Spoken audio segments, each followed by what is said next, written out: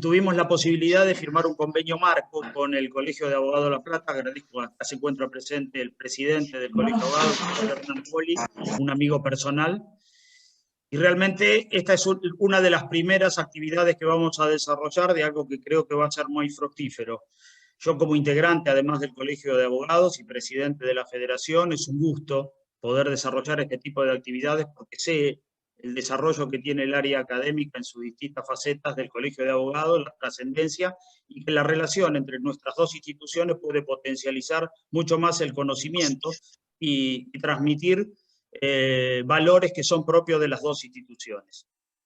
Dicho esto, quiero agradecer sobremanera el trabajo realizado por Pablo Rocha, integrante de nuestra federación, integrante también de la Comisión de Juventud de la CONAN, como así también a Analía Escalice, y por intermedio de ella a toda la gente de la Mutual de Protección Familiar que posibilitaron la difusión de este evento en forma masiva, conjuntamente con la confederación que nosotros integramos. Quiero agradecer la difusión que tuvo este evento también en distintos medios que hacen a la actividad del mutualismo y al cooperativismo, como es la persona de Gladys Gorris, de Estrella Gemayer, que se encuentra aquí presente y que le mando un saludo grande, y también gente de CGSIM, como Amalia López e Isabel Nicola, que son integrantes del Gabinete de Equidad, además, a la vez al mismo tiempo también secretaria del CGSIM, y que son artífices y difusoras constantes de todo lo que es la actividad de género y diversidad. Hecho esta pequeña introducción, me queda nada más que pasarle la palabra porque estamos ávidos de escuchar a quienes nos van a llevar adelante, como la doctora Marina Mongiardino, presidenta de la Comisión de Género y Diversidad del Colegio de Abogados de La Plata. Agradezco mucho a Marina su tiempo, muy valioso, y sabemos que es muy requerida tanto ella como su comisión, para las diversas capacitaciones y habernos dado este espacio. Agradezco públicamente esto. Como también a Paula Averastegui, integrante de esa misma comisión, y a Marcela Mongiardino. Yo le cedo la palabra a Rosa Rodríguez, presidenta de la CONAM, que es la Confederación Nacional de la Mutualidad, como decía, activa difusora de todo lo que es la actividad de género, no solo a nivel nacional, sino a nivel internacional, con diversas participaciones hasta en la Asamblea de Naciones Unidas, con lo cual es bastante importante, y en distintas confederaciones. Y vuelvo a agradecer a mi colegio, el Colegio de Abogados de La Plata, y a la persona de Hernán Poli, que motivaron y dieron difusión a algo que era incipiente hace unos meses atrás y ahora que se puede concretar. Muchísimas gracias por su tiempo.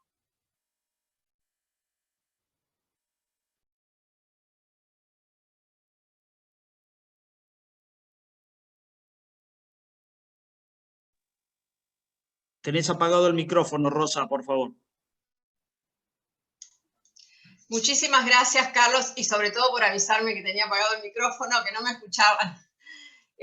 Realmente tengo el placer y el honor de estar acá con ustedes. Gracias a todos los que asisten, gracias a los participantes, gracias a los cursantes, las cursantes. Estamos en este maravilloso espacio generado por la Federación de Mutuales Regional La Plata y por el Colegio de Abogados de La Plata, tan prestigiosa entidad, haciendo gala una vez más de la mesa del asociativismo. Nuestra confederación trabaja activamente, conjuntamente con otras organizaciones del país, ya sea clubes, ya sean ONG, cooperativas, intendencias, municipios, gobiernos provinciales, etc. Así que esto también es maravilloso, cómo podemos interactuar e interrelacionarnos. Está también presente acá la futura presidenta que asume el día 5 de julio del Rotary Club San Andrés también, a quien saludo. Y bueno, y se ha generado esta capacitación y sensibilización en género en el marco de la Ley Micaela, precisamente con motivo de hablar de esta temática tan especial y tan particular que es el género. Cuando me hice cargo de la presidencia de la Confederación en el año 2012, conjuntamente con mis compañeros de integrantes de Junta Ejecutiva, nos propusimos empoderar a la mujer en el sector de la economía solidaria, sobre todo en la área mutual. Y desde entonces venimos trabajando denodadamente para precisamente potenciar la igualdad de género, aventar cualquier tipo de discriminación, erradicar violencia en cualquiera de sus manifestaciones, y lo hemos venido haciendo a través de capacitaciones y a través de un montón y multiplicidad de actividades de la materia. Bueno, esta tarde vamos a celebrar esta capacitación en base a la ley Micaela, a esta ley 27499 que se dictó como consecuencia, lamentablemente, del fallecimiento, del abuso y el fallecimiento de un adolescente en Gualeguay, Entre Ríos, en el año 2017. Pero bueno, a veces las cosas tienen que suceder después para potenciar temas, potenciar actividades. Es lamentable lo que le sucedió a esta chica y a miles de chicas que le suceden diariamente. Hay que erradicar la violencia de manera radical. Tenemos que trabajar en eso, en la erradicación de la violencia, en la erradicación de la discriminación. Hoy tenemos a directivos, empleados, personal jerárquico de entidades de varias provincias, desde el Chaco, a través de representantes de Resistencia, de Villa Ángela, de San Salvador de Jujuy, de Santiago del Estero, de La Rioja, de Córdoba, de Mendoza, de Entre Ríos, de Santa Fe, de La Pampa, de la provincia de Santa Cruz, de Tierra del Fuego, de la provincia de Buenos Aires, de Gran Buenos Aires, de Ciudad de Buenos Aires también, representantes de diversas entidades. Estamos todos acá tratando de capacitarnos también y potenciarnos en estas cosas maravillosas como es erradicar la violencia. Todos vamos a trabajar en esto, en erradicar la violencia, en sensibilizarnos en la temática, en capacitarnos y por sobre todo en lograr que nuestras entidades estén libres de cualquier tipo de desigualdad de trato y de oportunidad. Así que reitero, muchísimas gracias a los asistentes, muchísimas gracias al Colegio de Abogados, muchísimas gracias a las doctoras que nos van a capacitar, y ahora le cedo la palabra al doctor Hernán Colli, quien es el presidente del Colegio de Abogados de La Plata. Muy buenas tardes, muchísimas gracias por la presentación, muchas gracias Rosa, muchas gracias Carlos por tus palabras. La verdad que para nosotros, como desde el colegio en el que formamos los abogados y las abogadas de este departamento judicial, y que en algún momento ya tenemos el proyecto de ley en la legislatura provincial para que se empiece a llamar Colegio de la Abogacía y que tenga un sentido también inclusivo en su denominación, siempre nos ha parecido que nuestra institución, además de cumplir una función, si se quiere, gremial, que tiene que ver con el ejercicio profesional, con la defensa, la protección del libre ejercicio profesional, además de cumplir aquellas funciones que el Estado le ha delegado de ejercer el gobierno de la matrícula y también la potestad disciplinaria sobre los abogados y las abogadas, tiene fundamentalmente también una enorme responsabilidad institucional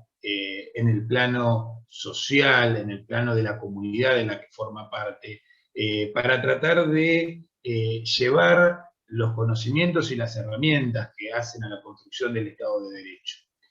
Y a pesar de que no se interprete, o quizás las personas que no son abogados o abogadas no lo vean de esta manera, cuando uno hace docencia en temas jurídicos para personas que no son abogados y abogadas, lo que está haciendo, está sembrando esas semillas que hacen al crecimiento de este árbol que debe ser la construcción del Estado de Derecho, la construcción de ciudadanía y el fortalecimiento de las instituciones de la República.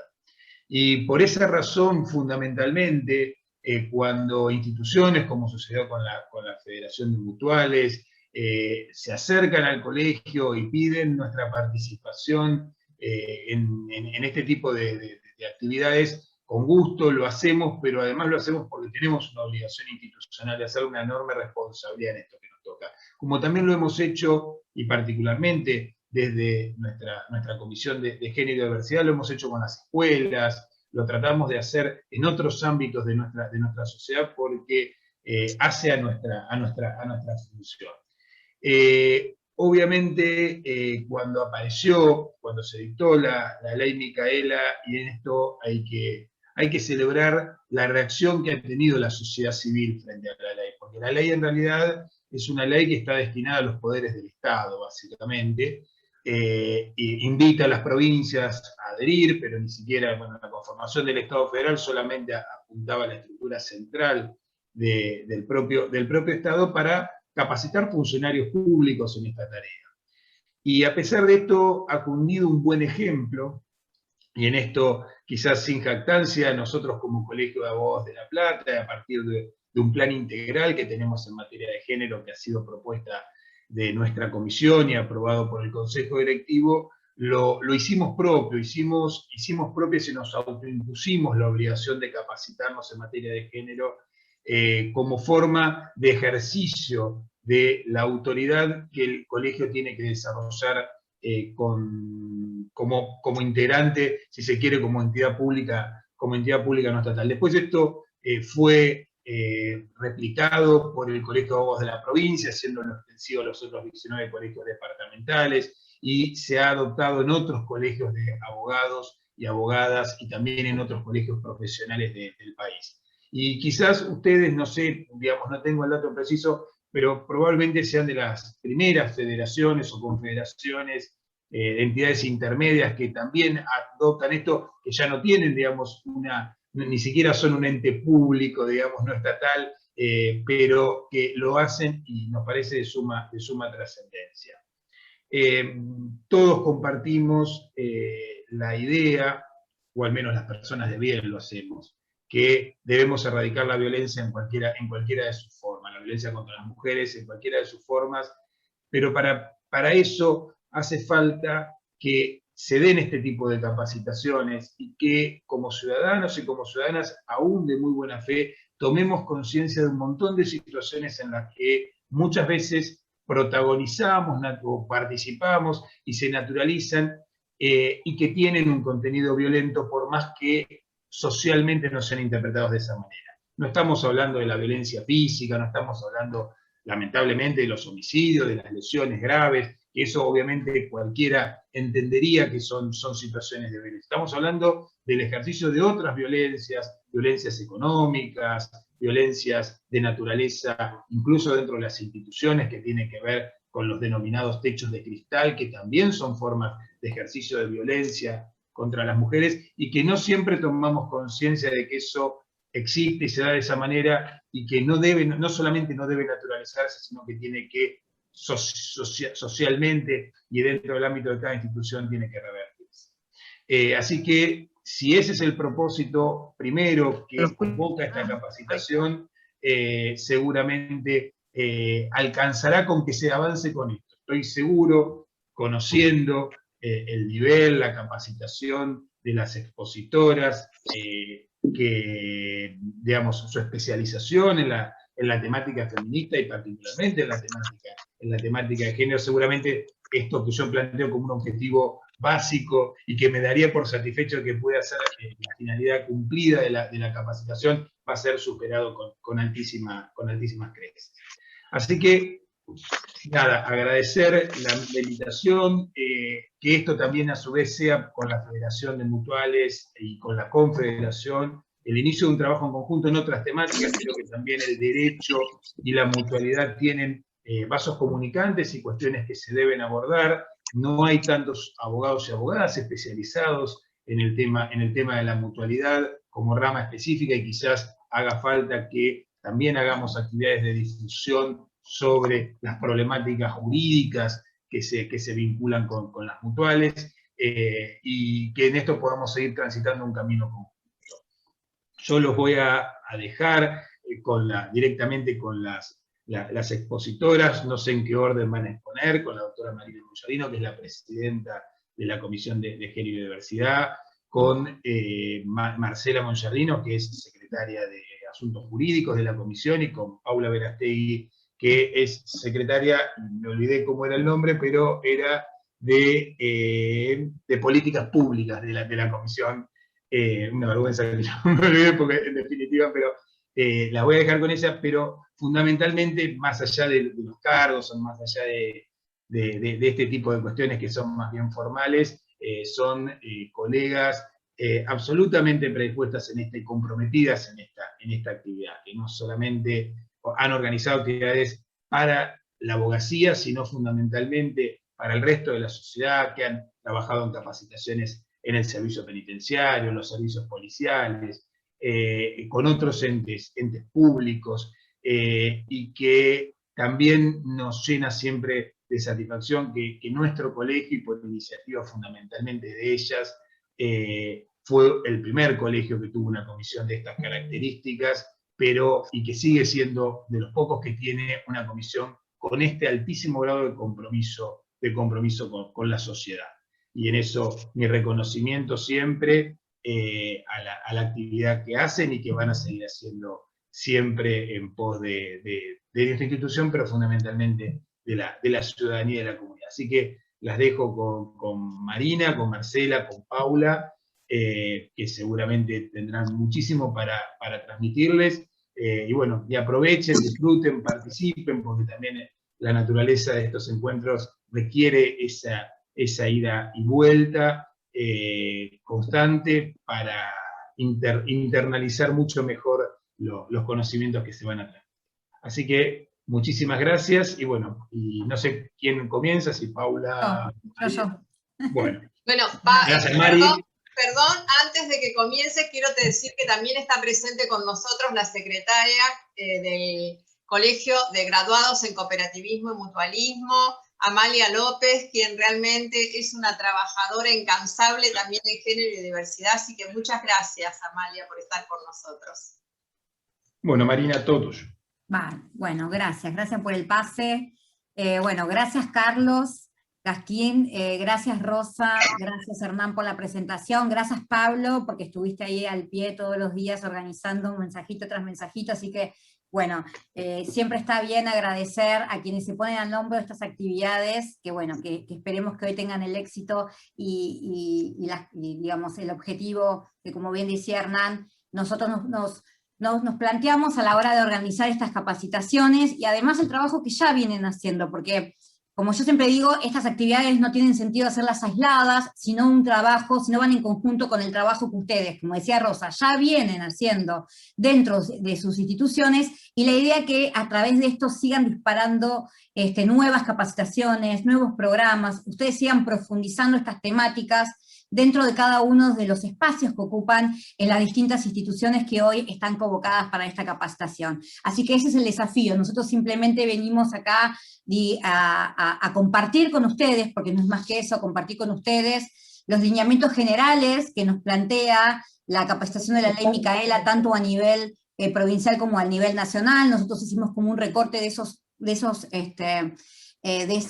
lineamientos que plantean estas dos capacitaciones, y la idea es compartirlo con ustedes, y como bien decía Hernán también, es escucharlos, sino al final dejarnos un momentito para escucharlos y escucharlas a ustedes, qué inquietudes tienen, cómo les parece que se pueden seguir trabajando estas cuestiones, cómo las vienen trabajando. La idea es que también, como hay organizaciones de distintos espacios, de distintos lugares del país, tener estos espacios para poder compartir y reflexionar y pensar y construir entre todos y todas la mejor manera para, dentro de sus instituciones, introducir herramientas o mecanismos que, como bien decía Rosa, permitan poder ejercer libremente a las mujeres sus derechos en ocupar los cargos, en ejercer sus funciones, en poder erradicar las discriminaciones o las desigualdades que a veces, sin querer, como decía Hernán, tenemos tan naturalizadas en nuestro quehacer, en nuestro hacer cotidiano, que no podemos visibilizarlas como tal. Entonces la idea de estas capacitaciones es, bueno, es poner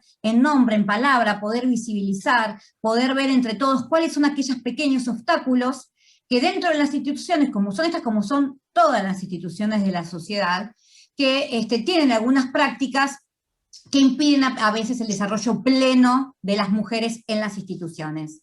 Como bien decía Rosa, y Rosa le puso un contexto a esta ley, porque esta ley tiene un nombre, tiene el nombre de una niña que fue brutalmente violada y asesinada. Eso, si bien tiene el sello de una mujer, el nombre de una mujer, no deja de estar signada por una tragedia, pero también, como dice Rosa, a través del trabajo de sus padres, sobre todo de su padre Yuyo, hicieron que esa tragedia se convierta hoy en un eje muy importante para todas las instituciones de la sociedad civil. Si bien estas capacitaciones son obligatorias solamente para los estados, digamos para los 3 poderes del Estado, se ha visto, y lo estoy viendo, el compromiso de todas las instituciones de llevar estas capacitaciones a sus organismos, a sus entes directivos, para poder saber de qué se trata cuando hablamos de la ley Micaela, y un poco el desafío de la reunión de hoy es poder contarles a ustedes cuáles son los contenidos mínimos que establecen esta capacitación, y que debemos saber o conocer a la hora de llevar eso a nuestras instituciones y a nuestro quehacer cotidiano. El objetivo de esta ley, la primera ley nacional fue en el 2018, y luego en el 2019 se adhiere la ley provincial. Uno de los objetivos que tiene esta ley es justamente poder capacitar y sensibilizar en todo lo que tenga que ver con temas de género y violencia contra las mujeres.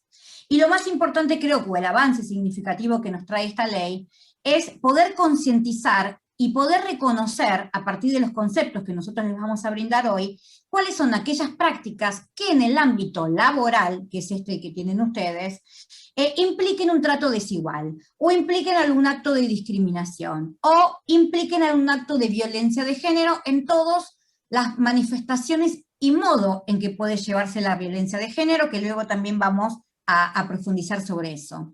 Y solo poder visibilizarlos y poder detectar cuáles son estas prácticas, después a ustedes y a todos los que formamos parte de las instituciones, nos permiten tomar decisiones en pos de erradicar eso. Lo que pasa es que lo que no conocemos o lo que no podemos ver, es muy imposible que podamos poder abordarlo y poder hacer algún tratamiento efectivo a eso. Entonces la ley y esta capacitación, el objetivo va a ser ese, ¿no? Poder traerle los conceptos básicos que ustedes tienen que incorporar para ver de qué manera los detectan en el día cotidiano, en el ejercicio de sus funciones, dentro de las instituciones que ocupan.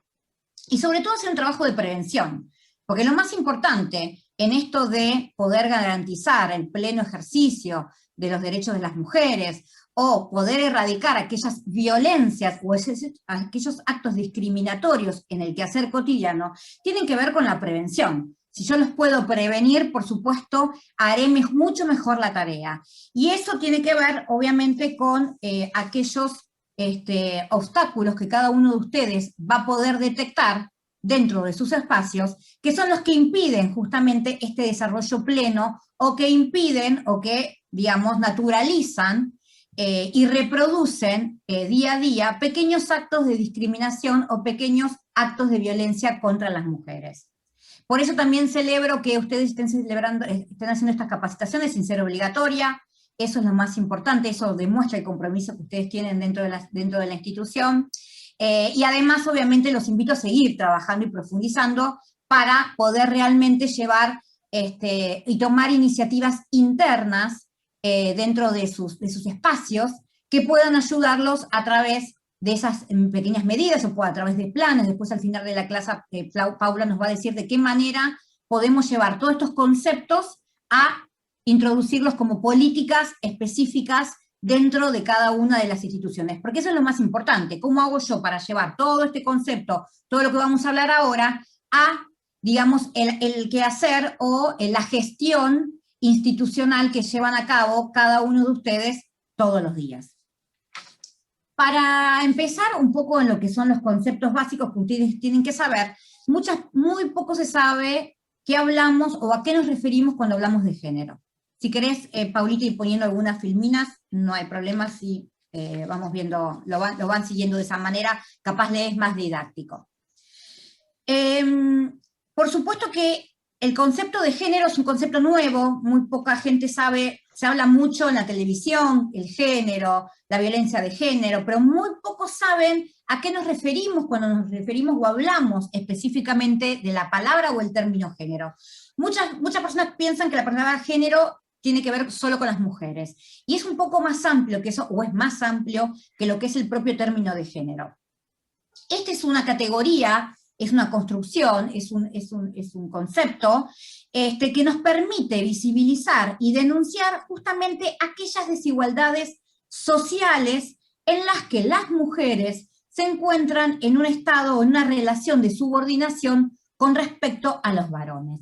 O sea, este concepto nos viene a mostrar desigualdades que están arraigadas en nuestra sociedad a través de prácticas sociales y culturales, que todos y todas tenemos naturalizados, porque si yo le empiezo a preguntar e indagar a cada uno de ustedes, todos tenemos prácticas que naturalmente incorporamos y que no podemos visibilizarlas como desigualdades. Por eso esta categoría, este término, viene a cuestionar esas prácticas naturalizadas y viene a decirnos, no, esta categoría de género nos va a servir para poder analizar todas estas desigualdades que existen hoy en la sociedad. Por eso cuando hablamos de género, hablamos de una construcción social y cultural. ¿Qué es? Lo que nos va a determinar aquellas características y aquellos comportamientos que naturalmente aceptamos como propios de los varones y las mujeres, ¿no? Este concepto de género nos viene un poco a determinar cuál es el modelo de lo femenino y el modelo de lo masculino. Ahora, cuando establece estas categorías o estos modelos, claramente cuando se reparte o la sociedad reparte estas características o estos comportamientos a cada modelo o a cada género, claramente vamos a ver que en este reparto hay una relación de desigualdad o una relación asimétrica. O sea, este concepto de género nos viene a decir que los roles y los comportamientos que se espera de lo femenino y de lo masculino no son iguales. Hay una relación, y esa relación es asimétrica, es una relación desigual, que va estableciendo, como toda relación asimétrica y relación desigual, va estableciendo obviamente jerarquías de poder, ¿no?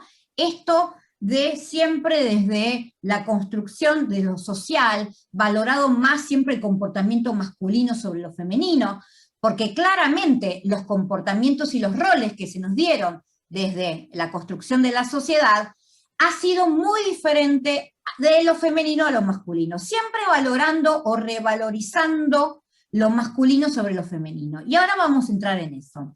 Ahora, ¿dónde está el origen de estos modelos desiguales del modelo de lo femenino y de lo masculino? El origen está dado en una sociedad que se conoce como patriarcado. No se enojen los varones cuando empecemos a hablar de estos conceptos, porque algunos piensan que justamente esto no es un ataque, aclaro, no es un ataque a los varones. Ustedes obviamente son miembros de esta sociedad, son, digamos, el género privilegiado en un montón de cuestiones, pero si no hacemos una reflexión y lo ponemos en un contexto, va a ser muy difícil poder verse ustedes los varones como algo, como el grupo privilegiado, y poder empezar a ver cómo las mujeres en nuestros comportamientos o en los roles que nos fueron asignados, claramente hemos salido o hemos estado en un estado de subordinación desde hace mucho tiempo. Y el patriarcado es lo que ha establecido de alguna manera estas relaciones o esta forma de organización social, donde la distribución de los roles, de los comportamientos, de lo masculino y lo femenino, ha sido totalmente de forma desigual. Y esto no es para hacer una crítica, es para hacer una reflexión. Porque si no salimos de esa reflexión y no podemos ver que este es el contexto o la organización social de la cual venimos y estamos tratando de generar un cambio, nunca vamos a poder, obviamente, poder superar esas acciones que tenemos y nunca vamos a poder generar el cambio que necesitamos para eliminar todos los obstáculos y todas las discriminaciones que tiene el grupo más vulnerado, que son las mujeres, además de los grupos de las diversidades sexuales, ¿no? Obviamente también. Pero digamos, en esto del sistema, de la organización que generó o que de alguna manera instaló el patriarcado, hace que puedan verse con mayor facilidad estas relaciones asimétricas donde, como yo les decía al principio, se valora lo masculino sobre lo femenino. ¿Y por qué hablo de que hay que hacer una reflexión? Porque obviamente este sistema de organización sociocultural como es el patriarcado no vino de la naturaleza, sino vino de la creación de los hombres y las mujeres. Entonces, cuando uno empieza a visibilizar esas cuestiones de fondo que nos atraviesan y que están en nuestra sociedad, es la única forma de poder, poder superarlas y poder transformarlas en relaciones donde, obviamente, entre varones y mujeres haya una igualdad del trato, una igualdad de oportunidades, una igualdad de participación, pero si no vemos este sistema que está arraigado en nuestra sociedad y que obviamente a través de las distintas leyes que se han dictado, a través de los distintos, digamos, de la concientización también social que hay sobre estas cuestiones, nunca las vamos a poder superar y las vamos a poder eliminar. Porque la idea de instalar estos temas y poder charlarlos y reflexionarlos es justamente para poder eliminar aquellos obstáculos y aquellas cuestiones que tanto en la sociedad, en las instituciones, como en la vida cotidiana, generan estas relaciones desiguales, ¿sí? Nos ponen en condiciones desiguales a varones y a mujeres. Como les decía, este sistema obviamente fue creado por un grupo humano determinado obviamente por el grupo masculino, y empezó a generar estas jerarquías fundantes, ¿no?, que determinó la subordinación de los grupos, de los grupos en donde estaban obviamente las mujeres y, como yo les decía, las disidencias también sexuales. Ahora, estas subordinaciones, ¿por qué es importante mostrarlas y visibilizarlas? Porque es lo que después va a generar la división sexual del trabajo. Vamos a ver que el sexo y los géneros dividen trabajos. Hay trabajos destinados exclusivamente a la mujer, como los cuidados de los niños. Hay trabajos destinados al varón, como el espacio público, los espacios de poder, los espacios de política. O sea, estas divisiones de comportamientos van generando estructuralmente distintas consecuencias que lo vemos plasmado en todos los ámbitos. Esta división sexual del trabajo es uno, el sexismo en el lenguaje, vieron que se habla hoy mucho esto de usar un lenguaje en donde no se hable del masculino en forma genérica, ¿no?, sino de poder visibilizar tanto varones como mujeres, como recién hablaba Hernán, abogados y abogadas, matriculados, matriculadas. Eso sí también es una consecuencia que nos queda de este patriarcado, de empezar a visibilizarnos a otros grupos diferentes de los masculinos. También esto genera la participación desigual de las mujeres en los espacios públicos. A través de distintas leyes que se han promovido, hemos podido las mujeres acceder a espacios, como son por ejemplo la legislatura. Ustedes saben que hay espacios que a través de cupos o a través de leyes de paridad pudimos recién acceder a ocupar bancas en el Senado, en diputados. Lo mismo sucede, por supuesto, en todos los espacios. ¿Qué quiero decir con esto? Que el sistema que nosotros tenemos de organización hace que a las mujeres hemos sido, digamos, excluidas o hemos sido atribuidas a otras actividades. Entonces, poder salir, que generalmente esas actividades están más relacionadas con el ámbito privado, ¿no?, de la familia, del cuidado, con, digamos, actividades muy propias cuando hablo del cuidado, hablo también del cuidado de enfermos, del cuidado de adultos, siempre relacionado con ese tipo de actividades. Entonces, cuando hemos querido las mujeres salir a ocupar otros espacios públicos, muchas veces lo hemos tenido que hacer a través también de leyes, digamos, a través de modificaciones que no se han dado naturalmente, sino que de alguna manera, aguárdenme que me estoy por quedar sin batería, aguárdenme un cachitito, ahí está, perdón, se me había desconectado. Les decía que de alguna manera estos cambios muchas veces se han producido a través de leyes, pero por suerte, hola, ¿estoy ahí? Sí. Por suerte, lo que vemos hoy en día es que estos cambios están siendo generados voluntariamente, como este espacio. Este espacio no es obligatorio, sino que es un cambio en la conducción, en las personas que conducen las instituciones, las que están haciendo esta reflexión y están diciendo, bueno, es necesario hablar de estos temas, es necesario que nosotros en nuestras instituciones empecemos a incorporar, digamos, de forma voluntaria y no a través de imposiciones de leyes, estos pequeños cambios, estas pequeñas, incorporaciones, tanto de las mujeres, como también empezar a remover y empezar a ver cuáles son los obstáculos que dentro de nuestra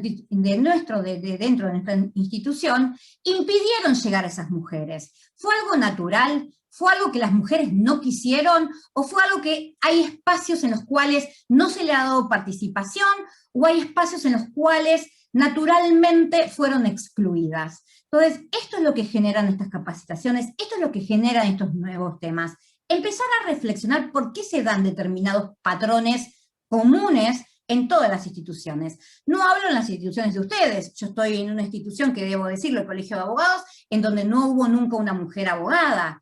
Entonces, esto nos enseña, nos permite, yo también hago la reflexión de dentro de mi propia institución, y el trabajo que vengo haciendo de la Comisión de Género dentro de la institución, es un poco eso, es poner visible de por qué suceden estas cosas.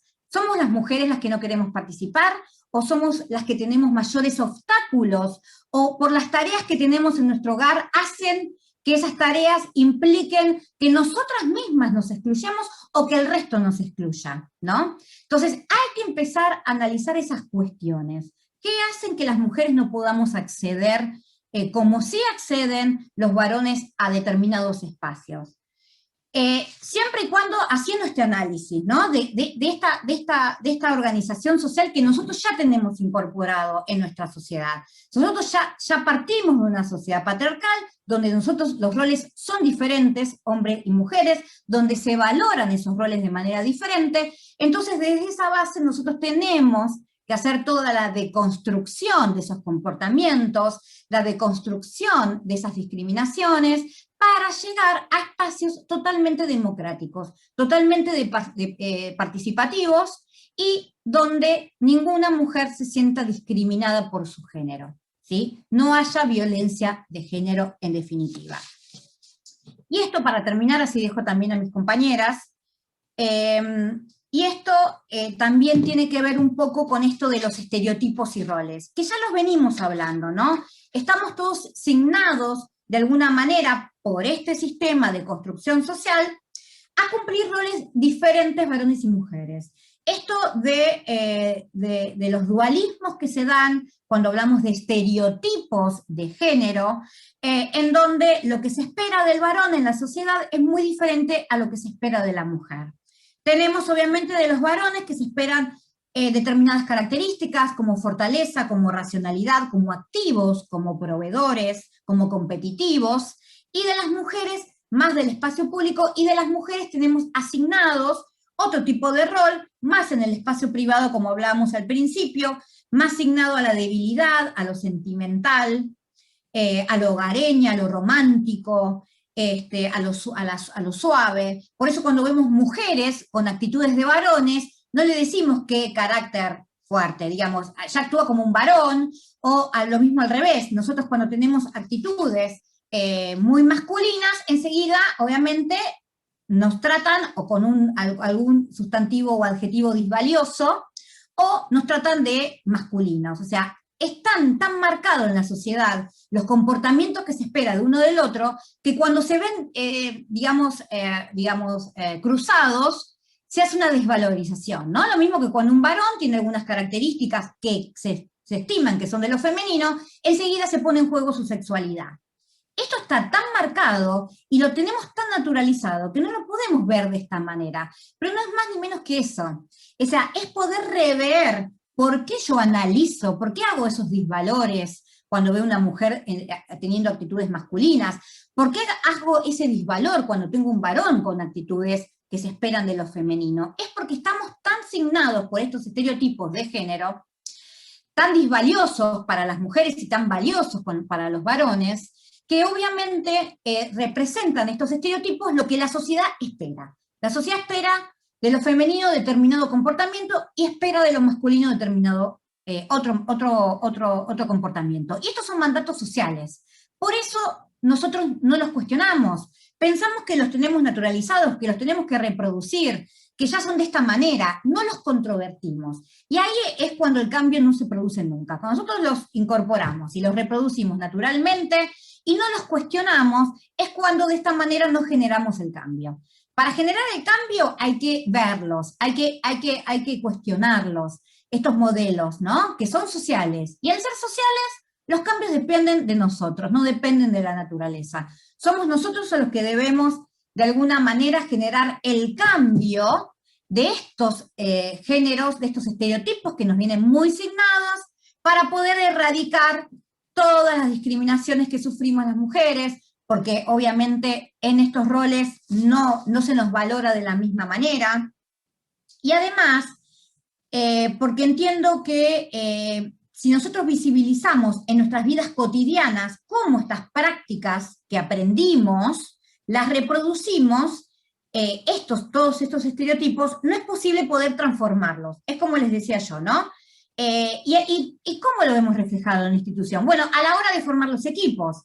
¿Cómo formamos los equipos nosotros dentro de nuestras instituciones? ¿Tenemos en cuenta estos estereotipos? ¿Tenemos en cuenta si una mujer es joven y y puede llegar a ser madre? ¿La sumamos a nuestro equipo? O sea, ¿cómo juegan estos estereotipos de género a la hora de nosotros formar nuestros equipos? De repartir las actividades. Generalmente la actividad de la secretaria está asignada a una mujer, porque entendemos que es responsable, que es prolija, que es más atenta. Ahí reforzamos el rol. Creemos que una mujer capaz que para tomar decisiones no puede estar formada, más si tiene una familia, con niños chicos. O sea, nosotros cuando formamos equipos, cuando repartimos las actividades en nuestras instituciones, cuando repartimos las funciones, seguramente lo hacemos reproduciendo este tipo de estereotipos. Y ahí caemos automáticamente en reproducir la desigualdad. Entonces, esto lo tenemos que tener claro a la hora de poder verlo y llevarlo a nuestras instituciones. Es la única manera, entiendo yo, de poder generar los cambios, de poder tomar las medidas. ¿Qué medidas puedo tomar yo para no reforzar estos estereotipos dentro de mis instituciones? ¿No?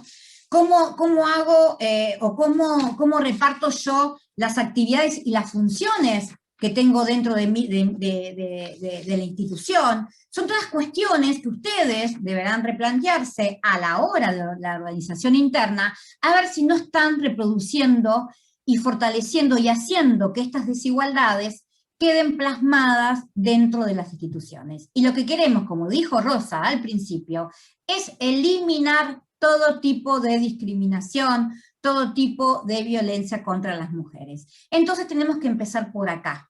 Esto lo tenemos arraigado en nuestra sociedad y por lo tanto en las instituciones. Las instituciones no escapan a la lógica de la sociedad.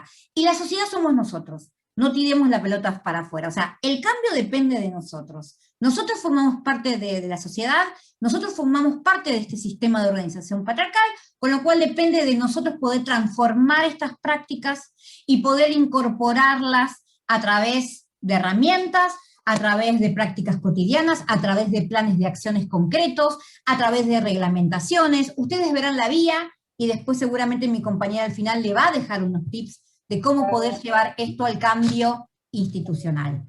No quiero sacarle tiempo a mis compañeras. Te hago la posta, Marce, para que sigas profundizando sobre las distintas violencias que existen. Bueno, muchas gracias. Bueno, hola a todos y a todas, que es la primera vez que me escuchan mi voz, así que bueno, muy contenta de estar en esta capacitación. La verdad que, bueno, un poco a mí lo que me toca hablar, Maru hace una introducción acerca de lo que es género, roles y estereotipos, lo cual es sumamente fundamental, ¿no?, para saber de qué estamos hablando, que estamos en una capacitación de perspectiva de género, y ahí me toca un poco encuadrar, digamos, la cuestión legal. Digo, la ley Micaela, que no es, digamos, algo aislado, sino que tiene todo un contexto, ¿no? Y ese contexto tiene que ver con todos los compromisos que el Estado argentino ha asumido a través de tratados internacionales de carácter de derechos humanos, tratados que tienen, digamos, una jerarquía constitucional, y por el cual el Estado Nacional, frente a esta situación que ha planteado Maru, de desigualdades, de discriminación y de violencia hacia las mujeres, ha tenido que, como recurso, digamos, y en cumplimiento de esos tratados internacionales, entre los cuales está la CEDAW o Belén do Pará, digo, tampoco es mucho el contexto para académicamente entrar en cada uno de ellos, pero sí darle un contexto, ¿no? No solo a la ley, sino al marco normativo de nuestra legislación nacional para entender, digamos, por qué digamos, tenemos tantos recursos. En este caso, el Estado Nacional está comprometido, digamos, a sancionar leyes que tengan que ver con la prevención, la erradicación y la sanción de las violencias hacia las mujeres o contra las mujeres. En este marco de estos convenios, que es lo que estamos hablando, el Estado argentino sanciona la ley 26485. Es una ley a nivel nacional. Esto significa que tiene vigencia en todo el territorio de la República Argentina, y es una ley de protección integral para prevenir, sancionar y erradicar las violencias contra las mujeres. Es decir, es el recurso, en este caso el recurso legal, que se prevé para justamente sancionar y prevenir estas violencias. En primer lugar, la ley hace un concepto amplio de lo que es la violencia contra las mujeres, y habla que se entiende por violencia contra las mujeres toda conducta o toda acción o omisión que de manera directa o indirecta, tanto en el ámbito público como privado. Esto es lo interesante de la ley, digo, es una ley integral, donde habla de todo tipo de violencias, o sea, digamos, en el ámbito privado, como a veces podemos conocer como la violencia doméstica, como en el ámbito público, en nuestras relaciones sociales, ¿no? Que podamos saber entre las modalidades donde están las violencias laborales o institucionales. Basadas en una relación desigual de poder, acá un poco plantea el concepto, esto que estaba hablando Maru, ¿no? De esta relación de poder que se plantea y desigual y discriminación de los varones hacia las mujeres, y todas estas acciones, digamos, afectan o pueden afectar la vida, la libertad, la dignidad, la integridad física, psicológica, sexual, económica, como también la seguridad personal. Es decir, esta ley habla de acciones u omisiones, y habla de distintos bienes jurídicos, digamos, protegidos, como digamos, la integridad física, psicológica, que es un poco lo que vamos a ver nosotros. En este caso, la ley lo que hace es un poco distinguir, algunas cosas seguramente ya las tienen escuchadas, y por ahí si no, ahora las vamos a reforzar, que tiene que ver con los tipos de violencia, que tiene que ver con las acciones por las cuales puede reproducirse estas violencias. Y en este caso, esta ley, que es una ley muy amplia, digamos, en cuanto a lo conceptual, también a lo procesal, realmente es muy rica, ya que determina distintos tipos y modalidades de violencia. Entre los tipos de violencia encontramos la violencia física, que por supuesto es la violencia que tal vez todos y todas aquí podemos individualizar. Digo, es la más fácil de detectar. Si yo hablo de violencia física, hablo de cualquier acto que afecta a la integridad física, como golpes, cachetadas, empujones, patadas, o sea, con cualquier intención de provocar una lesión, por supuesto, física. Creo que esta violencia es una violencia que, bueno, podemos visibilizar o identificar fácilmente. Luego también la ley describe lo que es la violencia psicológica, donde la ley un poco describe distintas acciones que todas tienden, por supuesto, a causar un perjuicio en la salud psicológica de las mujeres, que puede ser a través de amenazas, a través de insultos, humillaciones, manipulación, aislamiento, vigilancia, celos excesivos. Muchas veces también, ¿no? Confundimos esto de los celos y lo relacionamos con el amor, o con las relaciones, digamos, con que es parte, digamos, de la relación esto de los celos y el control, y en realidad la ley lo prevé como situaciones de violencia psicológica. Entonces me parece que acá también, siguiendo un poco lo que decía Maru, esto de naturalizar ciertas cosas, me parece que a veces también, a la hora de las relaciones afectivas, muchas veces se naturalizan esto de los celos, de la vigilancia, el control, esto de revisar el celular, ¿no? De saber con quién está, el aislamiento, esto de también determinar con quién gente juntarse o no, de cortar ciertos lazos familiares o sociales o afectivos. Todas esas situaciones, la ley de manera muy amplia, las describe, las conceptúa como situaciones de violencia psicológica. Seguramente si uno hace una revisión, ¿no? O por ahí de una relación afectiva, alguna vez, digamos, alguna de estas cuestiones tal vez podemos detectar. Ni hablar de la humillación, ¿no? Esto, por eso lo peligroso de la violencia psicológica, ¿no? Que afecta la autoestima, ¿no? De las mujeres. Por eso muchas veces se dice que la violencia psicológica puede llegar a ser mucho más grave y más lesiva que la violencia física. Así que, bueno, me parece que en este caso la ley hace un concepto muy amplio de lo que es la violencia psicológica. También la ley luego describe, luego de la violencia psicológica, hablamos de la física, de la sexual, también desarrolla como un tipo de violencia hacia las mujeres la violencia sexual.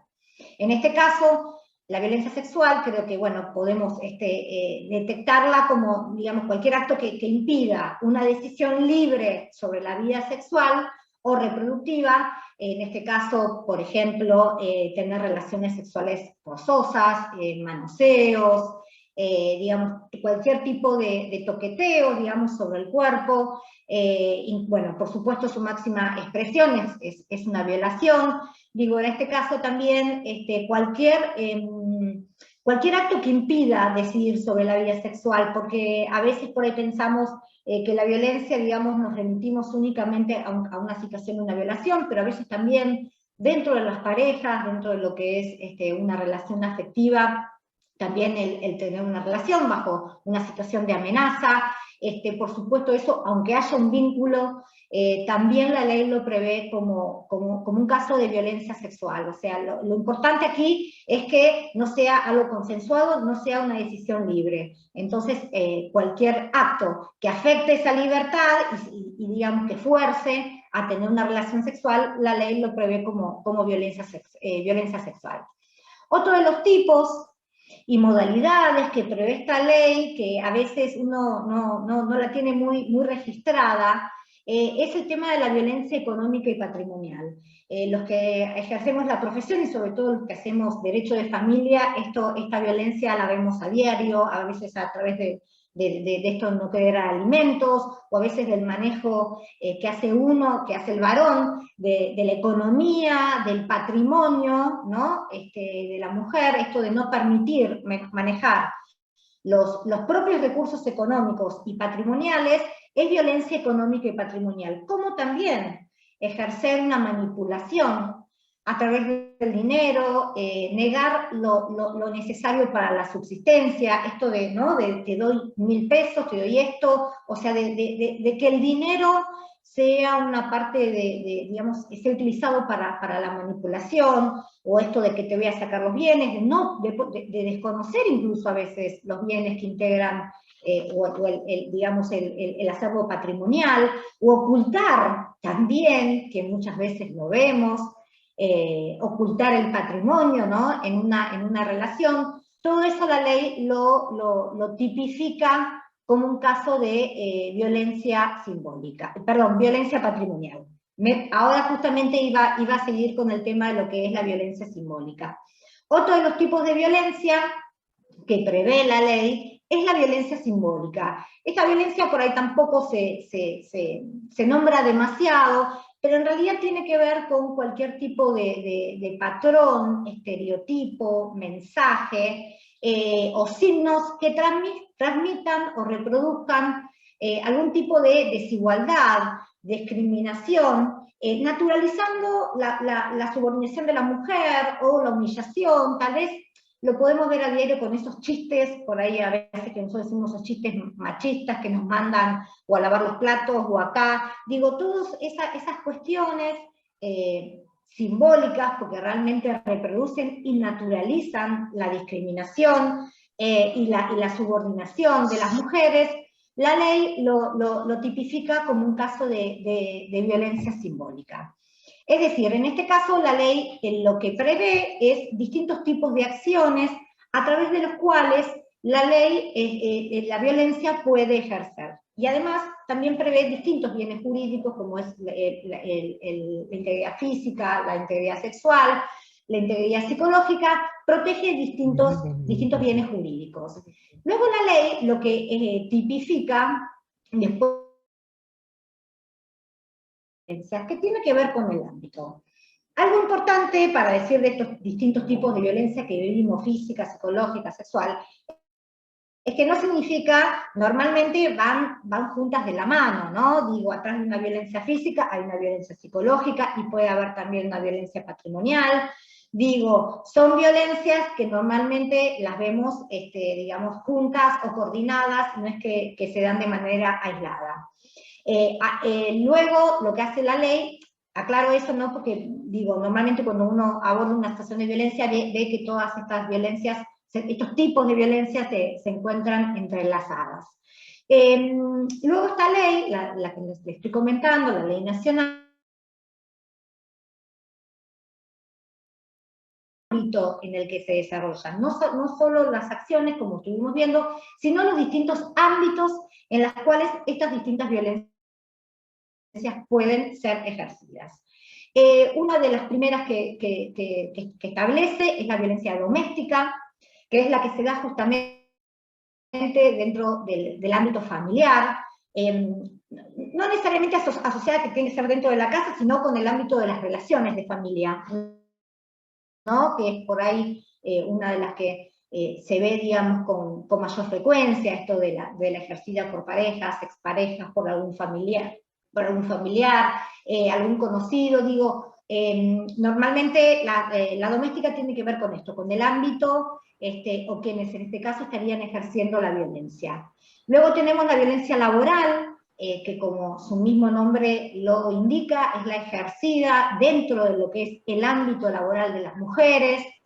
En este caso, tiene que ver con cualquier tipo de discriminación de las mujeres, en el ámbito de los trabajos públicos como privados, digo, no solo en espacios públicos, digamos, como el Estado, sino también en trabajos privados, que obstaculizan el acceso al empleo, a la contratación, al ascenso, a la estabilidad, exigiéndonos a veces muchos más requisitos que los varones para acceder a los puestos de trabajo, incluso también requisitos en cuanto al estado civil, esto que hablaba Maru, ¿no? Por ahí a veces se eligen mujeres jóvenes, que no tengan ya parejas, que no tengan hijos, también a veces el tema de los hijos o no es un impedimento para acceder a ciertos puestos de trabajo.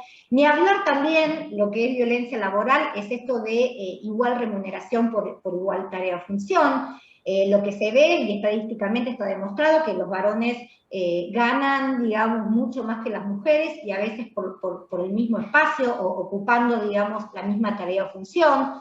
En fin, todas estas cuestiones que desarrolla un poco la ley, esto de la imposibilidad de ascenso también, exigirnos más requisitos, ponernos también requisitos de apariencia física, ¿no? Esto de a veces de buscar chicas jóvenes con un determinado estereotipo físico para ocupar algún trabajo, ya sea de vendedora, ¿no? Digamos, de asociar la venta del producto con algún aspecto físico de las mujeres, las regula y las conceptúa como situaciones de violencia laboral. Luego también otra de las modalidades que tiene que ver con el ámbito en el cual se desarrollan estas violencias es la violencia institucional. La violencia institucional tiene que ver con aquella ejercida por funcionarios profesionales o empleados de organismos públicos y que tiene como finalidad impedir el pleno ejercicio de los derechos como el acceso a las políticas públicas. En este caso la ley, cuando habla de violencia institucional, también incluye a sindicatos, incluye a ONG, a empresas, a clubes de fútbol, es decir, es muy amplio, cuando habla de institución, es muy amplio, digamos, el concepto al que se refiere, y en este caso tiene que ver con esto, con el impedimento de ejercicios de derechos, de acceder a políticas públicas, en ámbitos institucionales. También situaciones de discriminación, por supuesto, de desigualdad. Lo que un poco marca la ley aquí es este ámbito, y por suerte ha sido muy amplio, porque no solo se refiere a organismos públicos, sino también a privados, como son los clubes o las ONG, y siempre tienen que ver con impedir un ejercicio o vulnerar algún tipo de ejercicio de algún derecho de las mujeres.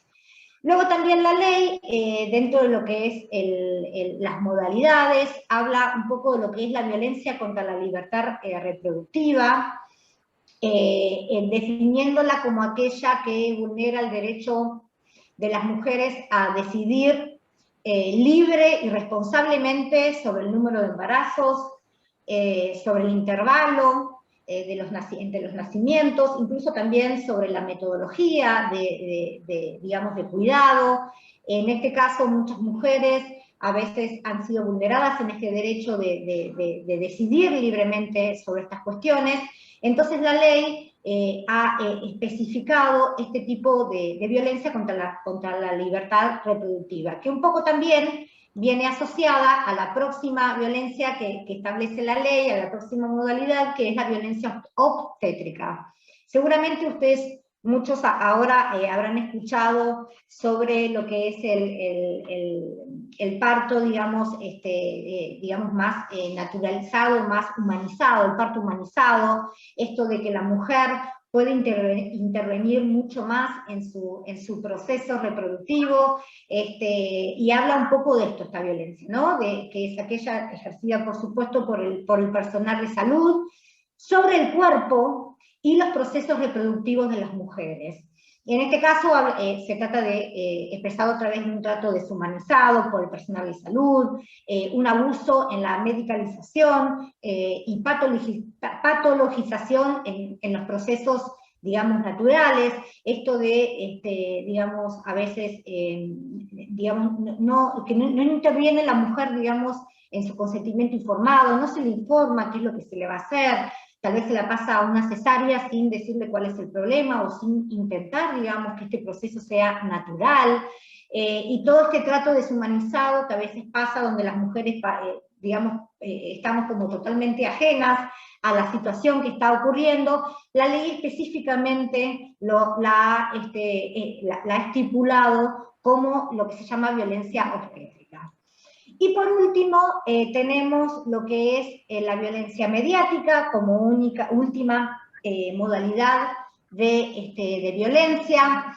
Esta obviamente tal vez es la más, digamos, masificada en cuanto a que la define como la publicación o difusión a través de cualquier medio masivo de comunicación, de mensajes, imágenes que atentan contra la dignidad de las mujeres, promoviendo su explotación, su difamación, humillación, también reproduciendo todos estos estereotipos, tal vez que hablo mal, esto de la mujer objeto, digamos, puesta en los medios de comunicación, digamos, como un objeto, o también reproduciendo esas imágenes o esas publicaciones, también esta situación de discriminación hacia las mujeres, como también, por supuesto, la difusión de imágenes pornográficas de las mujeres. Esto también la ley lo define como lo que sería violencia mediática. En este caso, la ley, como habrán visto, es una ley muy amplia, donde nos protege a las mujeres de distintos tipos y modalidades de violencia, por las cuales nosotros, digo, la ley siempre es un recurso que sirve para proteger, para protegernos, para empoderarnos.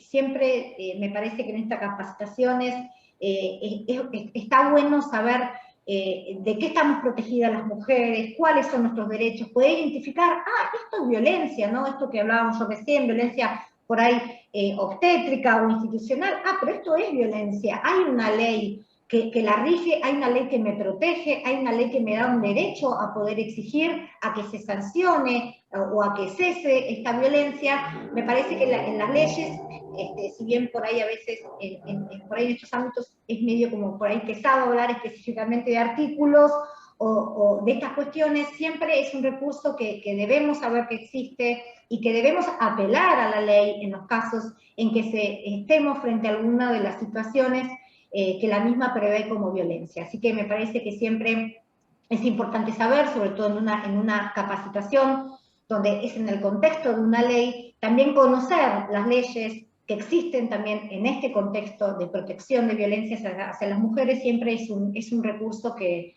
debemos de saber y de conocer. Así que ahora le voy a dar, espero que no se haya hecho muy largo, le voy a pasar la palabra a mi compañera, a Paula Verastegui. No sé si me escuchás, Paulita, como para ya con lo mío, digamos, dar el cierre a lo que es la cuestión legal de la ley nacional, que vos continúes con los otros temas. Bueno, muchas gracias. Bueno, muchas gracias a todas y a todos por estar acá, por escucharnos hasta ahora, con tanto Zoom que hay. La verdad que es muy valioso para nosotras participar de estos espacios y, bueno, y ver que hay un interés genuino en empezar a transformar, ¿no?, las cosas. Bueno, a mí me toca un poco retomar algunas de las cuestiones que venía hablando Marina, por supuesto, enmarcarlas en las violencias de las que habló Marcela, pero bueno, pasar un poco más a la práctica quizás, ¿no? Bueno, ¿qué hacemos con todo esto? Yo les voy a compartir pantalla para que sea un poco más dinámico.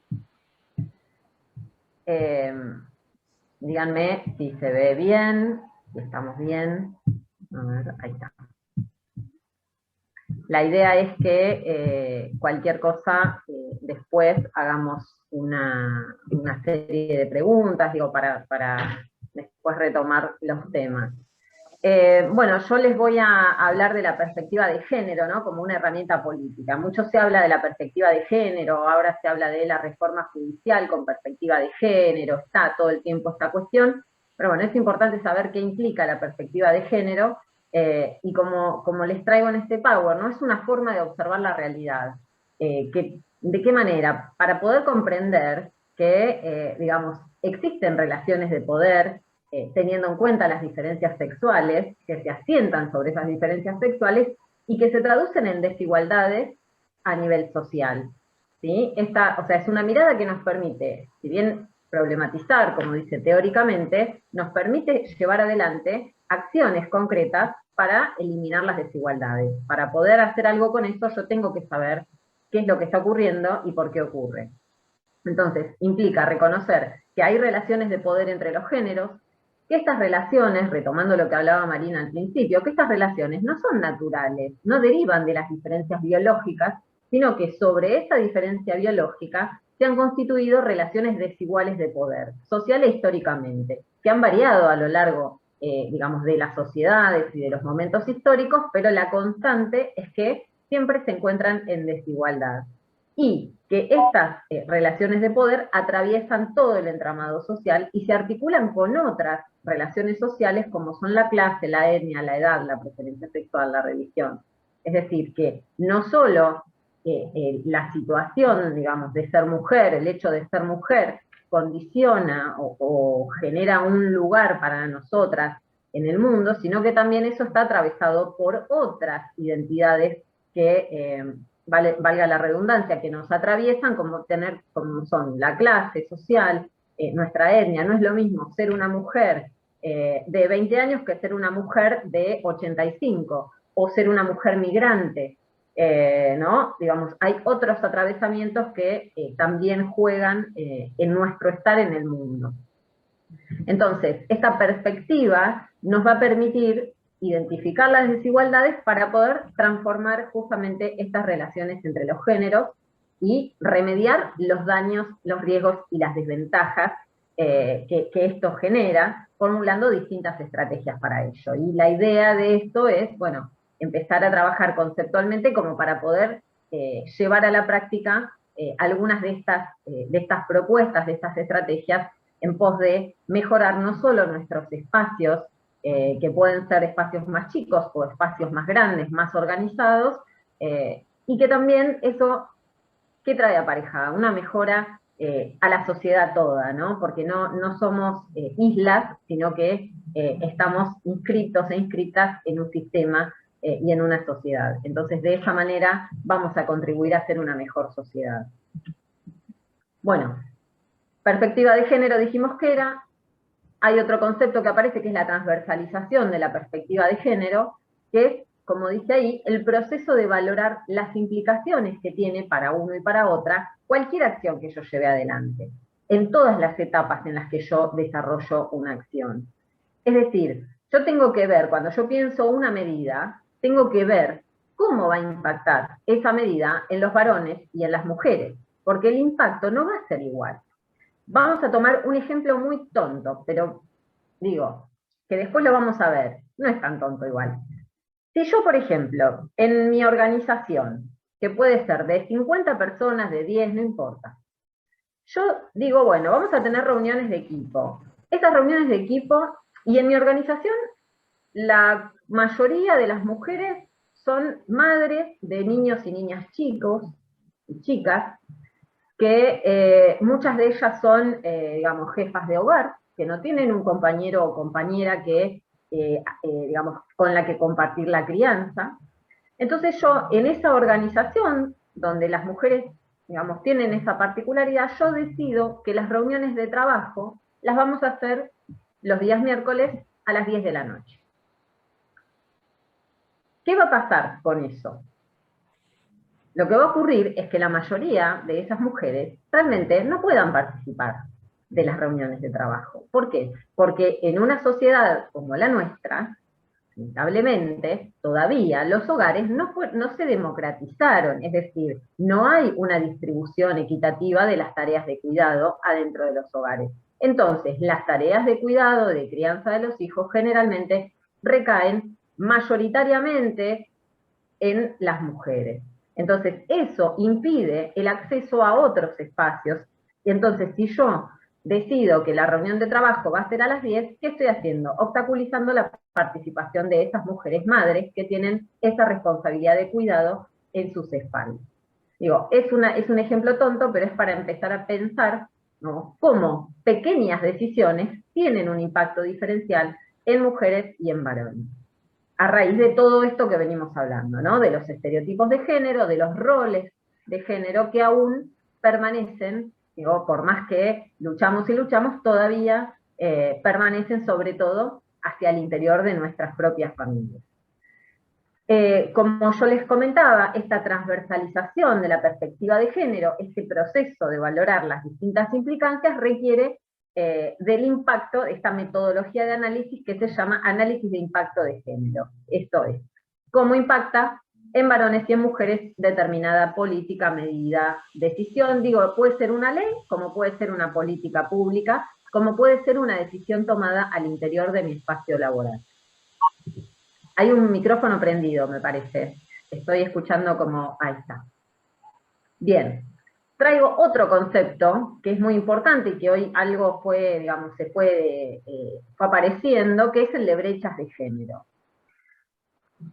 ¿Qué son las brechas de género? Estas diferencias desproporcionadas entre varones y mujeres en el acceso a los recursos, en el acceso al poder, a los derechos de oportunidades, digamos, a un montón de espacios, de situaciones, y que es una diferencia que se construye no en base a capacidades, sino en base a las diferencias de género, tendiendo a favorecer a los varones.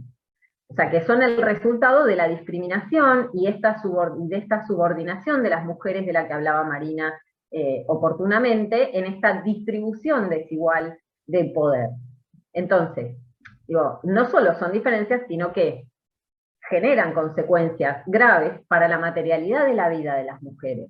Digo, cuando hablamos de todas estas cuestiones, en realidad estamos, y creo que lo que acá nos convoca, es que hay un acceso diferencial a los derechos, hay quizás un no acceso a los derechos, hay una afectación en la calidad de vida de las mujeres, desde su integridad física, psíquica, como hablaba Marcela, de las violencias que nos atraviesan, pero también a el derecho a el desarrollo de una carrera, el derecho a acceder a determinados espacios políticos, laborales, el derecho a elegir la maternidad o no. Entonces, eso es lo que nos trae, ¿no? Y quizás esto parece muy alejado de lo que motivó la ley, ¿no?, que es el femicidio de Micaela, pero en realidad es parte de todo el mismo entramado, es parte de todo el sistema. Cuando nos horrorizamos por un femicidio, tenemos que tener en cuenta que ese femicidio es producto de este mismo sistema, que también nos excluye del mercado laboral, que nos excluye obstaculiza tener la autonomía económica, la autonomía sobre nuestros cuerpos, la autonomía laboral. Esto me parece que está bueno para que no parezca tan alejado, ¿no?, de la realidad que sí nos genera o nos moviliza cuando vemos una noticia como el terrible femicidio de Micaela. Bueno, entonces la cuestión es esta: ¿qué podemos hacer? Acá traigo lo que es la igualdad de género en una organización y qué supone. Digo, para pensar prácticamente. La idea es poder construir desde nuestra práctica un mejor lugar para todas y para todos, un espacio, ya sea laboral, un espacio de militancia, incluso un espacio compartido, libre de violencias, libres de discriminación, y donde todas las personas tengan el mismo acceso a sus derechos. Entonces, generar igualdad en una organización supone crear un entorno de trabajo que considere las necesidades y los intereses de todas las personas que lo integran. Y por eso tengo que, primero, ver cómo funcionan estos organismos y cuáles son las necesidades e intereses de esas personas. Y qué aspectos están contribuyendo a que sea un espacio igualitario y qué aspectos qué cuestiones lo están obstaculizando. Entonces, lo primero que tenemos que hacer es un diagnóstico, porque yo no puedo resolver un problema si no sé cuál es el problema que tengo. Entonces, acá yo puse 3 puntos, 3 grandes temas sobre los cuales es importante hacer un diagnóstico. Primero, sobre la organización y la infraestructura, es decir, bueno, ¿cómo está compuesto mi espacio? ¿Cómo, digamos, cuántas mujeres tengo, cuántos varones, si hay identidades disidentes o diversidades? Eso también es importante, porque primero hay que visibilizar a las personas y visibilizar las necesidades que esas personas tienen.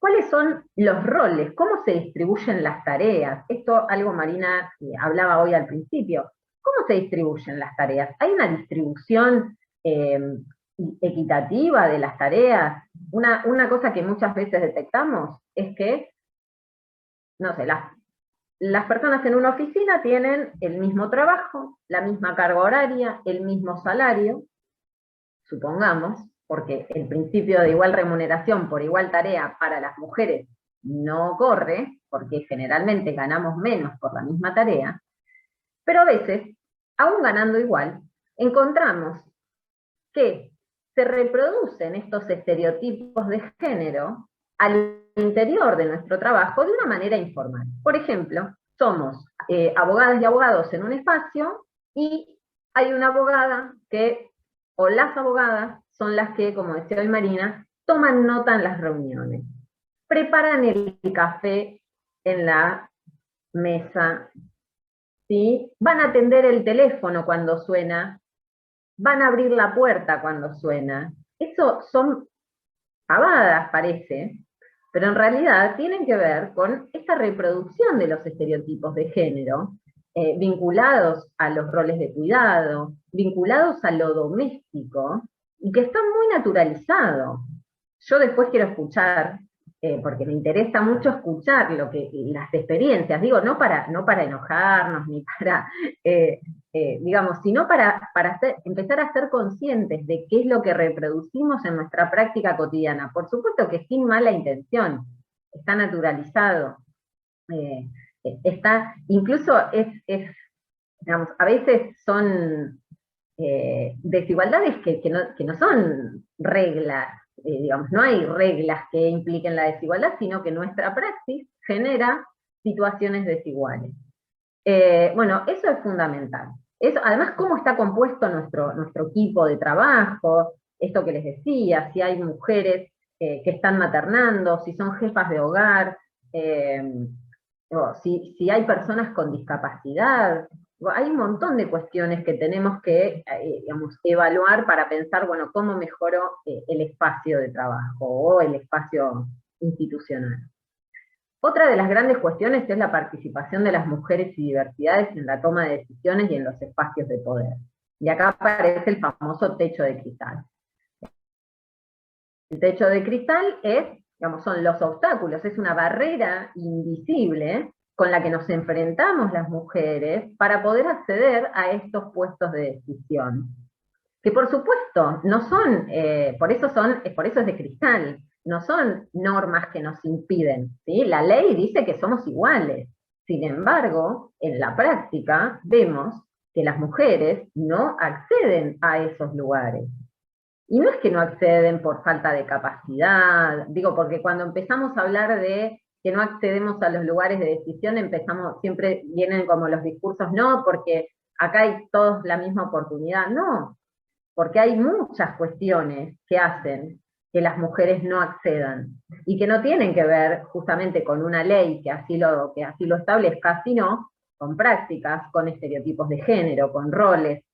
Una de ellas, por ejemplo, digamos, es la maternidad, la falta de corresponsabilidad en el cuidado en el hogar. Si una mujer, por más que tenga compañero o compañera, no puede contar con esa persona para distribuir las cargas del trabajo doméstico, no va a poder dedicarle más horas a su trabajo, entonces eso deriva generalmente en empleos parciales, que por supuesto se gana menos, que muchas veces son informales, no registrados, porque justamente son, digamos, pequeños, digamos, no quiero decir changas, pero sí son espacios informales de trabajo, recarga de trabajo para las mujeres, y acá aparece lo de la doble y triple jornada.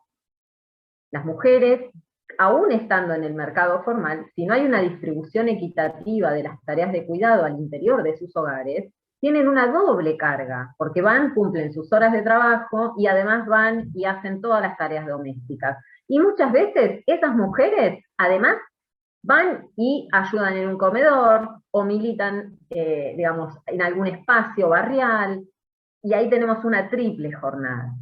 Entonces, todas esas cuestiones operan en, digamos, el acceso de las mujeres, en la posibilidad de acceder a estos puestos, digamos, de decisión. Es simplemente hacer un diagnóstico y lo van a ver en todos lados, no, digamos, no, después vamos a ver el concepto de brechas de género, perdón, ya lo vimos, bueno, acá la brecha de género es impresionante, aún en los espacios más igualitarios, si se quiere, todavía persisten las brechas de género en el acceso a los puestos de decisión. Y por supuesto, está la elección sesgada que se hace, la elección, digo, como siempre hubo varones, se siguen eligiendo varones para gerente, para jefe, o para ejercer esos lugares de poder. Eso también ocurre. Y una última cuestión sobre la que también es importante, porque el lenguaje construye realidad, el lenguaje construye sentido, y si hay algo que no se nombra, ese algo no existe, es esto del lenguaje institucional. Bueno, ¿cómo se nombra a las cosas, a las personas? ¿Cuál es el lenguaje que se utiliza en nuestra organización? Y esto es muy importante porque no es necesario, digo acá cuando hablamos del lenguaje inclusivo, el lenguaje no sexista, no es necesario hablar con la E. El hablar con la E es un posicionamiento político que se puede adoptar o no, pero sí se puede tener un lenguaje inclusivo y respetuoso y que visibilice a la diversidad de personas que conviven dentro de un espacio. Después vamos a ver un poquito de eso. Bueno, con este diagnóstico puedo empezar a llevar adelante medidas de acción positiva. ¿Qué son estas medidas? Son, digamos, estas medidas, la Constitución Nacional establece la posibilidad de, digamos, de dictar estas medidas que buscan instaurar la igualdad real o sustantiva. ¿Por qué? Nosotros y nosotras tenemos una igualdad formal ante la ley. Digo, la Constitución dice que todas las personas son iguales ante la ley. Y no hay ninguna ley que diga que somos desiguales o que las mujeres no tenemos derecho a algo. La ley dice todos y todas son iguales ante la ley. Sin embargo, como veíamos hoy, no accedemos de la misma manera a los derechos que estas leyes consagran. Entonces, lo que se busca con las medidas de acción positiva es instaurar la igualdad real o sustantiva, mediante un trato que garantice a las personas en desventaja la equiparación y el ejercicio de sus derechos de igual forma que quienes no están en desventaja. O sea, Esto es claramente la ley de cupo, nos permite verlo como muy, muy gráfico. Todas las personas tienen derecho a acceder, por ejemplo, a ser diputadas y diputados, siempre que cumplan los requisitos mínimos que establece la Constitución. Bien, ahora, veíamos que las mujeres, de 90 diputados y diputadas, había 5 diputadas mujeres. Y vos decías, ¿por qué? ¿Por qué no llegan? Bueno, ahí está la brecha en el acceso. ¿Se entiende? Esa diferencia en el ejercicio efectivo de los derechos es lo que llamamos brecha de género. Y en realidad no está establecida por la ley, sin embargo, en la realidad eso ocurre. Entonces, las medidas de acción como el cupo, lo que hace es responder a una necesidad concreta, que es que las mujeres puedan acceder a estos espacios. Por supuesto, son de carácter temporal hasta que esa situación se revierta, y es un medio, no es un fin. No es que incluso los cupos no ponen un techo. El cupo dice, por ejemplo, del 30% en las organizaciones sindicales. Bueno, ese cupo es un mínimo. Si quieren ingresar el 100%, está bien, y eso no es discriminatorio para con los varones, porque es una medida que en realidad lo que hace es venir a equiparar las condiciones. Viene a igualar en la realidad aquello que evidentemente la mera ley no genera. Esto es importante, porque desde ese lugar podemos pensar un montón de acciones, un montón de medidas institucionales para equiparar las condiciones entre varones y mujeres, y ahí nadie se tiene que sentir discriminado. Tiene que entender que eso responde a que hay una realidad, y que en esa realidad las mujeres no están disfrutando de los mismos derechos que los varones. Y por último, no sé cómo estamos de tiempo, creo que estamos bien, acá traje algunas buenas prácticas, ¿no?, que podemos adoptar teniendo en cuenta esta idea de las medidas de acción positiva, teniendo en cuenta todo lo que hablamos. Por supuesto, la sensibilización y capacitación es fundamental, porque no podemos pensar respuestas y soluciones a un problema si no entendemos qué es un problema, si no podemos visibilizar qué es lo que está ocurriendo, y que esto no está bueno, digamos, para una parte de las personas que habitan este espacio, ¿no? Que es desigual. Y con eso, eliminar prácticas a partir de ese diagnóstico que yo les comentaba, eliminar prácticas institucionales que refuerzan estereotipos de género. Acá les traigo un ejemplo muy diferente, que justo ahora salió una sentencia que le da la razón a la trabajadora. No lo voy a llevar a ese caso concreto, pero sí lo recuerdo mucho, digamos, para que se vea bien gráficamente cuál es una práctica institucional que refuerza estereotipos, porque en determinados espacios de trabajo hay una distinción en la vestimenta que pueden usar varones y mujeres, y las mujeres son obligadas a usar polleras, por ejemplo, cuando no es una vestimenta cómoda, que en invierno generalmente nos da frío, y que, digamos, no solo tiene que ver, hay una exhibición del cuerpo de la mujer en esa medida, porque no hay nada que justifique para el desarrollo de la tarea el uso de una vestimenta diferente. Me refiero al caso también de las playeras de la estación de servicio, que las hacían usar calzas para despachar nafta. Un caso de una chica que, hizo una demanda, terminó, digamos, ganando, pero eso es muy gráfico. Había, cumpliendo la misma tarea que es despachar nafta, con los riesgos que eso tiene, los varones llevaban un mameluco ignífugo, digamos, con las medidas de seguridad necesarias, y a las mujeres las hacían usar calzas de nylon, de lycra, con lo que eso implica, no solo en la exhibición de su cuerpo, era ponerlas como un objeto para vender nafta, ¿no? Nada tiene que ver esa ropa con la tarea que están desarrollando, y encima las exponían a un riesgo de que frente a un incendio que puede ocurrir en una estación de servicio, su ropa era más bien inflamable, no tenía las condiciones de seguridad iguales a las de los varones. Bueno, ese tipo de medidas son claramente discriminatorias, no responden a ninguna necesidad con respecto a la tarea a realizar, y es necesario empezar a erradicarlas de nuestros propios espacios. Esos son ejemplos muy burdos, pero a veces los tenemos en nuestros propios espacios y está bueno empezar a verlos para revertirlos.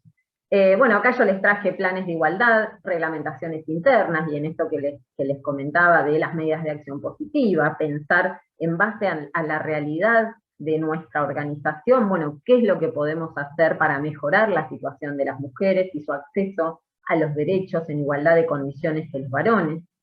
Promover el acceso de las mujeres a cargos jerárquicos. Si hay un cupo, si hay alguna medida que así lo establezca, ser respetuosas y respetuosos de ese cupo, pero además tratar de superarlo, como les decía. No es un piso, no es un techo, es un piso, ¿sí? Y promover la posibilidad de que las mujeres participen de los espacios de formación y de capacitación internos. Eso también es muy importante, perdón, tanto hablar. Es muy importante también eso, que las mujeres accedan a la misma posibilidad de formarse en la tarea, de formarse para ser líderes políticas. Eso es fundamental. Perdón, pero mucho. Bueno, también en relación a la violencia, promover la generación de espacios de atención y de acompañamiento en los propios ámbitos laborales o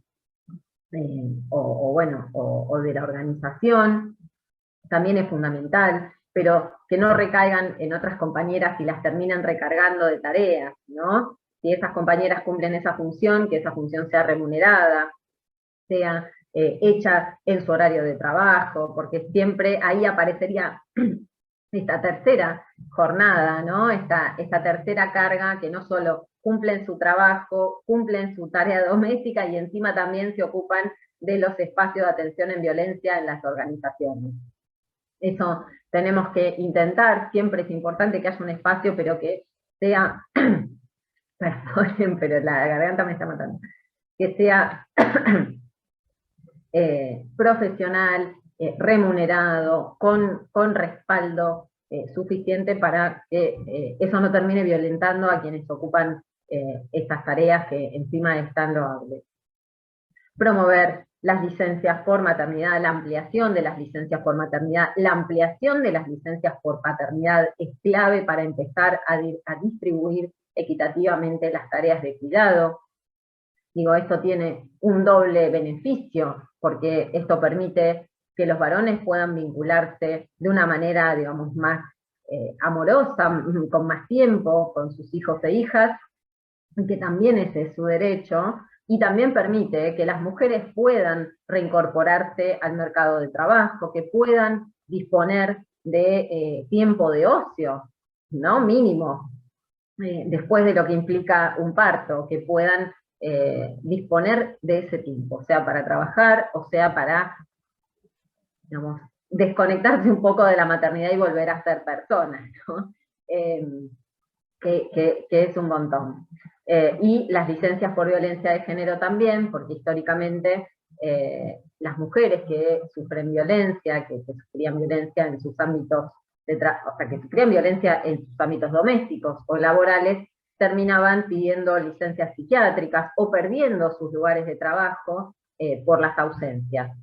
Atravesar un proceso de violencia no solo es, digamos, mucho a nivel psíquico, sino que también implica digamos, tener que recurrir a la justicia, y eso demanda tiempo, eso demanda dinero, eso demanda mucha organización familiar, y es necesario poder disponer de ese tiempo para, primero para procesar lo que nos esté pasando y poder recurrir a los servicios de justicia y de protección con el tiempo y con la tranquilidad de que voy a volver y voy a tener mi trabajo. Eso es fundamental.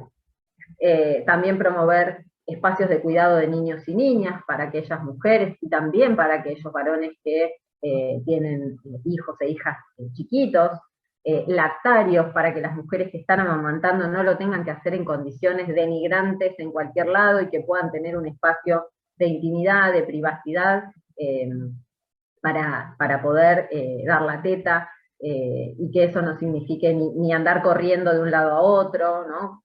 ya sabemos lo que implica para una mujer estar dando de mamá.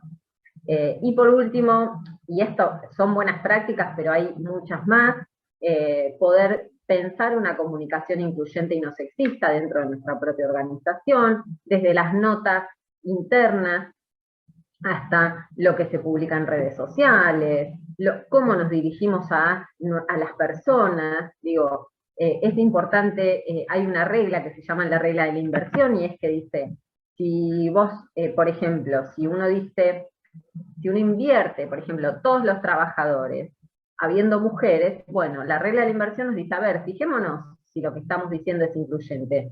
Si habiendo varones, yo digo todas las trabajadoras, no se van a dar por aludidos todos los trabajadores y trabajadoras, sino que solo lo van a hacer las mujeres.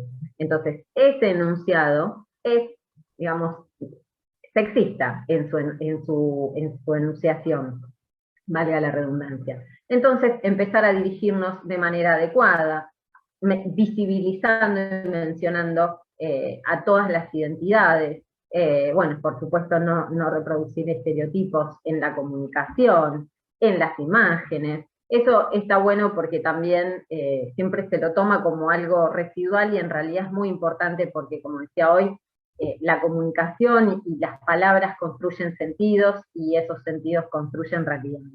Si no lo nombramos, no existe. Así que creo que esta es la última. Bien. A ver, vamos a dejar de compartir pantalla. Así que bueno, esas son algunas ideas como para que empecemos a incorporar la perspectiva al interior de nuestras instituciones. La idea es que cada uno y cada una pueda pensar en sus espacios, cómo mejorarlos, cómo hacerlos más habitables para todas las personas, y generar soluciones creativas, porque acá no hay recetas, sino que cada espacio nos va a abrir un escenario distinto con sus particularidades, y bueno, ahí el desafío es la creatividad. Así que bueno, muchas gracias. Por mi parte ya terminé. No sé si hay preguntas, si mis compañeras quieren hacer algún comentario. Rosa, no sé si te dejo vos. No sé si, perdón, sí, perdón Rosa, que interrumpa. No sé si quieren formular algún tipo de preguntas, las envían por parte del chat, o si no se las pasan, se las envían para canalizarlas por intermedio de Pablo Rocha. Pero bueno, quiero ante todo, perdón que te interrumpí, Rosa, muy cortito, agradecer a la Comisión de Género y Diversidad del Colegio de Abogados, representada en este caso por la doctora Marina Mongiardino, Pablo Verastegui y Marcela Mongiardino también. Agradecer no solo por su exposición clara, sino también por su voluntad de querer transmitirnos a nosotros un conocimiento desde el llano, no con valores estrictamente desde la ley, que son los que mayoritariamente han expuesto, pero sino una concientización generalizada de lo que es una problemática de género a nivel general. Es muy importante para nosotros haber tenido esta capacitación, cuando en un primer momento con Paola Rivarola y Claudia Sastre, que fueron las motorizadoras de esto dentro de la federación, una en su carácter de secretaria y otra de presidente de la Comisión de Género de la federación, se trató de hacer este conversatorio, esta capacitación. Lo que queríamos era transmitir algo que, si bien la ley lo hace obligatorio para el estamento, las organizaciones del Estado, nosotros, si bien no lo somos una organización afín que participamos activamente en el quehacer cotidiano. Y lo que ha tenido estos nuevos funcionarios que van a estar a cargo del INAES es tratar de una mesa, como lo decía Rosa previamente, del asociativismo, y que permite interactuar no como un compartimento estanco del mutualismo, sino dentro de esta relación social con otras instituciones, fundamentalmente el Colegio de Abogados, al cual hacemos un agradecimiento y una mención especial, y con otras entidades de igual grado, como son las cooperativas, los clubes, las asociaciones sindicales, las ONG que trabajan activamente en el modo participativo. Cuando nos involucramos todos en forma conjunta, las leyes ya no se tratan de ser meras manifestaciones teóricas, sino pasan a tener un contexto social en donde se puedan llegar a practicar y se puedan llegar a desarrollar.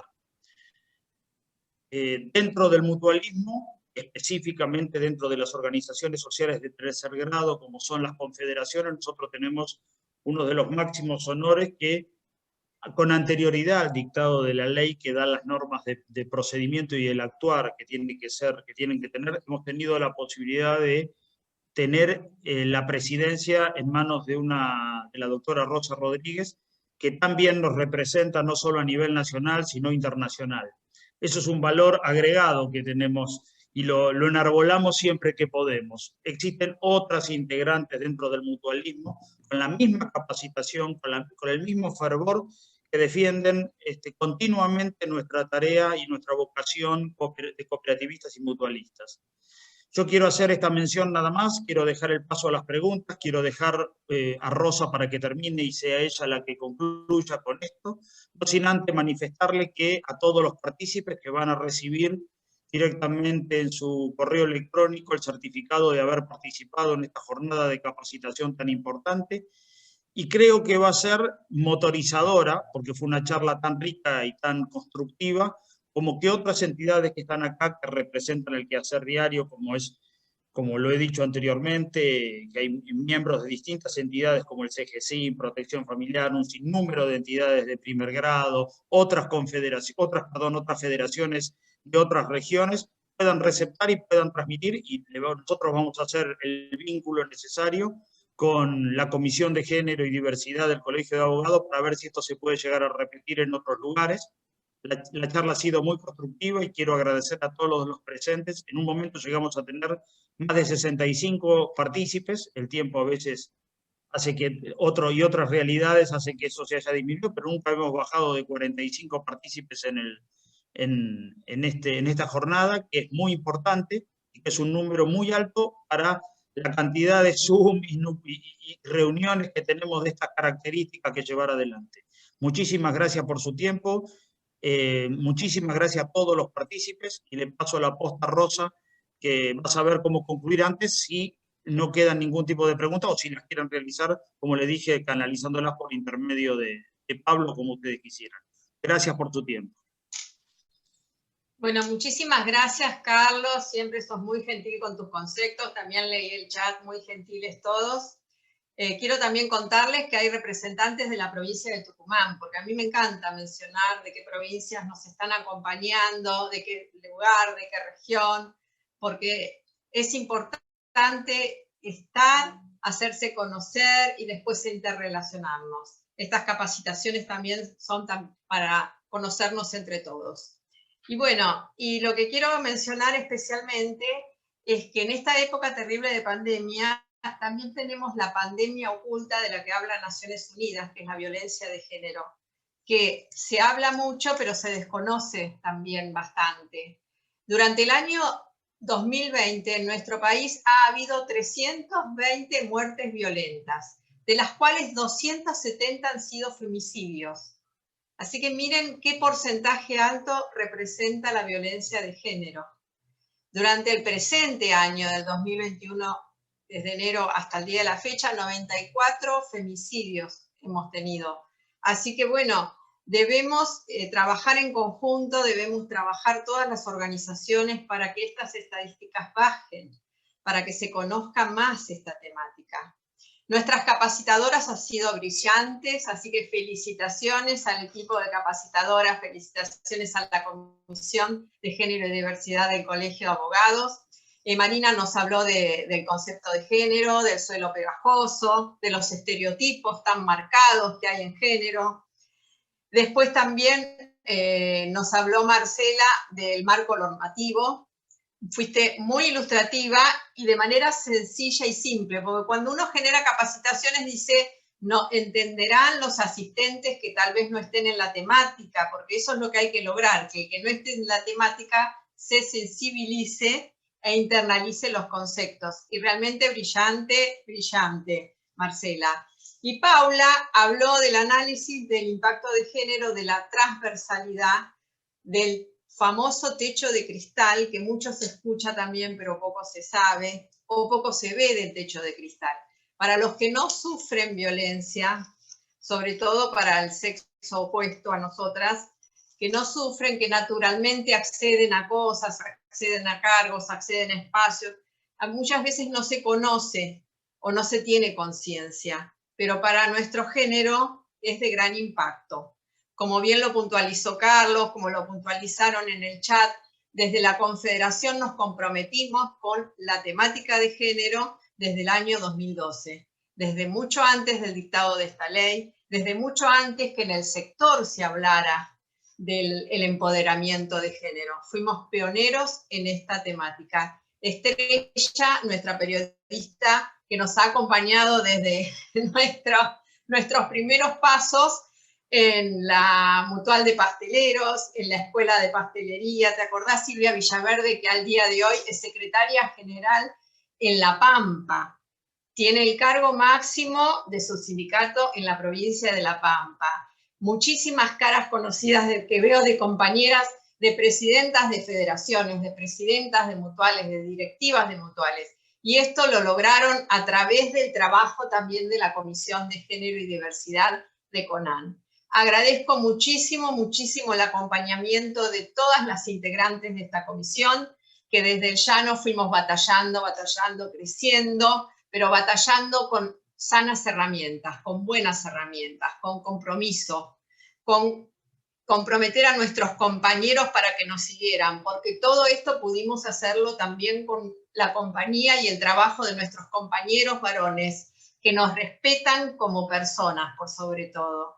No se resalta el género, nos respetamos todos como personas, y eso es lo importante, para que precisamente, como dijo Paula, cuando se tomen decisiones se piensen que hay personas detrás de esas decisiones que se toman, y hacer lugar y espacio a todos. Roberto, también vos preguntaste, dijiste, esta ley, Micaela, es obligatorio. Sí, es obligatorio, como dijo Carlos, para el Estado Nacional.